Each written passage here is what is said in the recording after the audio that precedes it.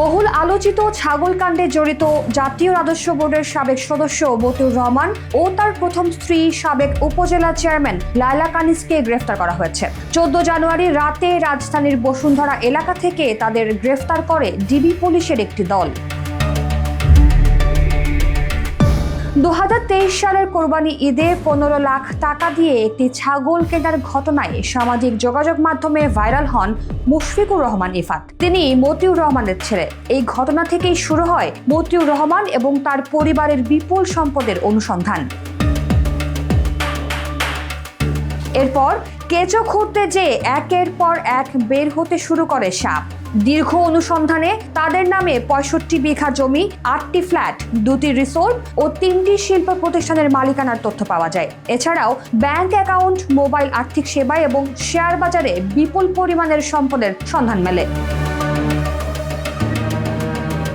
দুদকের অনুসন্ধানের ধারাবাহিকতায় গত বছরের 6 জানুয়ারি তাদের বিরুদ্ধে 124 কোটি টাকার অবৈধ সম্পদ অর্জন ও গোপনের অভিযোগে 3টি মামলা দায়ের করা হয়। পাশাপাশি মতিউর রহমানের দ্বিতীয় স্ত্রী শাম্মী আক্তার শিবলির বিরুদ্ধেও 11 কোটি টাকারও বেশি সম্পদের তথ্য গোপনের অভিযোগ আনা হয়েছে।